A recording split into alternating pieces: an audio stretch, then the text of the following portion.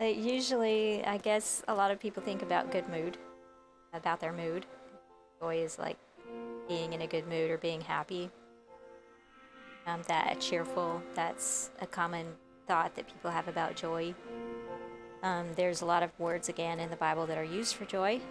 There are many things that are mentioned as sources for joy, like the beauty of nature can bring joy. Um, Beautiful and good things in life, good friends bring joy to your heart. Good meals, good Bible as says good wine. These things bring joy. Celebrations can bring about joy, but human history has been marked by death and loss, and the world is full of this world that is full of beauty is corrupted by our own selfishness, our own self-centeredness. Biblical joy is a completely unique perspective on that. It's not based on an emotion, it's not based on your circumstances. Again, it seems like the theme is in all of these is none of these things are based on circumstance or emotion. They're all a choice, it seems to me. And you have to take the focus off what's going on right here and right now, and you have to focus on this future promise that is based on that hope, that shalom for that hope for shalom, that hope for true peace, that hope for there's going to be something better in the future. The Old Testament example, Psalms 105:43 talks about Israel having joy in the wilderness. They were recently brought out of that captivity and that slavery, and they were in this wilderness, and they didn't have food, they didn't have water, but they had joy, at least at first. I like to think that. For another day. Yeah, Oh, sorry. go ahead. I like to think that you know when I think about joy, it's very temporary. Um, where it's more of like, woohoo, something good happened, Yeah, and then life happens. yeah, Well, at least with hope, it's more enduring. Just because the very state of it is like you hope good things will come, so there's always a future. yeah. Joy, it's kind of like it's in the moment. Yes. So you're You'll laugh for a moment. You'll thinking about it more as happiness than you are about the biblical concept of joy. Yeah. Yeah, and we all do that. A lot of it's hard to wrap our minds around this biblical concept of joy. It's hard on all of them. Really, it's a hard thing, difficult. It's a choice. It's not a feeling, and you have to have that hope and that peace. You have to have that hope in that peace to be able to even have joy in circumstances like this. So otherwise, you can't. And that's another thing that Jesus brings about. He brings about great joy in Luke 2:10. He is the promised one to bring shalom, and he arrived on the scene as the Messiah, and that brought great joy to people, that they now have this hope that they're seeing filled for this true shalom. And it's regardless of circumstances. Yeah, it's like Matthew 5:12 says, rejoice when you are rejected for my sake. Acts, and that was Jesus talking. Acts 13:52, it says that talked about them, the early church had joy even when they were being persecuted, because their whole perspective of the world had changed because the Messiah had come. And if you haven't watched The Chosen, that is a great thing to think about when you're thinking about these concepts of hope and peace and joy and love. Is they do a really good job of bringing that into a thing that you can wrap your mind about. Is like their entire perspective of everything changed, and things didn't matter that used to matter. Like Philippians 3:1 says Paul chose joy, and he was about to get killed. He was about to get executed, but he still. Then again, it was a choice. Then this biblical perspective makes joy possible even in the very darkest of circumstances.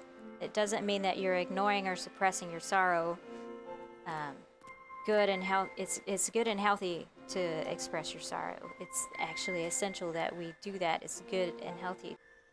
Paul, he talked about 2 Corinthians, he talked about missing his loved ones, and he talked about his loss of freedom, and he shared that, and he acknowledged it, acknowledged his pain, but he chose to trust God that he would bring about shalom, and that is bringing about shalom to situations, to everything. And that's a very, very different perspective than the world has of joy and of anything. And again, it's not just an emotion, it's a decision of faith to hope in anticipation for that future shalom, where everything will be restored to its proper place. If anyone's comfortable, do you mind sharing a time when you had joy in some kind of dark place? How did you deal with that?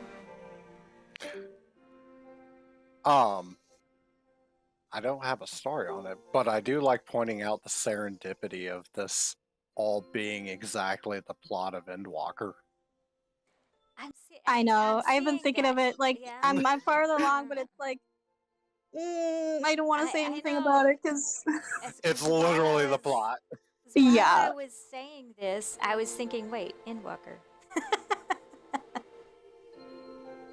That's like some Yeah. serious levels of serendipity. Yeah. And there's also, when I was watching that scene, there was that whole scene where it was talking about despair. And it's like, well, I'm actually going to be talking about that next month. That whole science of well-being thing. Yeah. But is there anything else anyone wanted to share about that before we... I don't know, I've always been the weirdo that looks at goes out in nature and just like sees all the interesting things that God has put, like a little frog. I'll just pick up a frog and be happy. You know, just like I caught a little critter.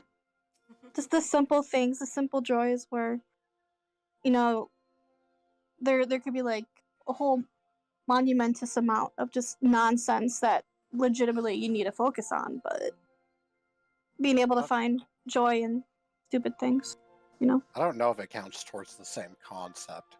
That might lead more towards being heartless, but no matter like what terrible situations I'm in, I can always crack a joke about it. That's good. I mean, that it's good that you can.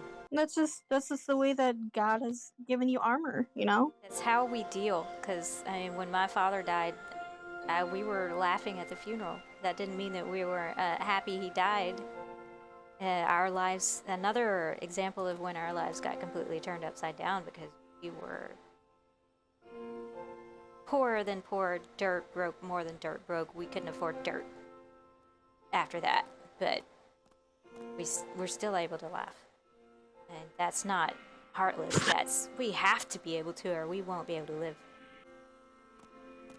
That's where the despair and the suicide come from.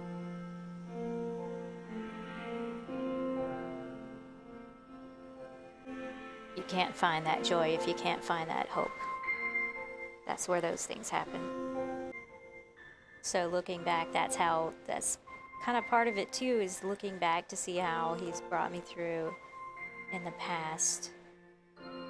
To say that he will bring me through this now, it's like right now I'm even wondering if I will be able to have my own home again. Because right now it doesn't look like it. But I have hope that God will come through and that things will get better.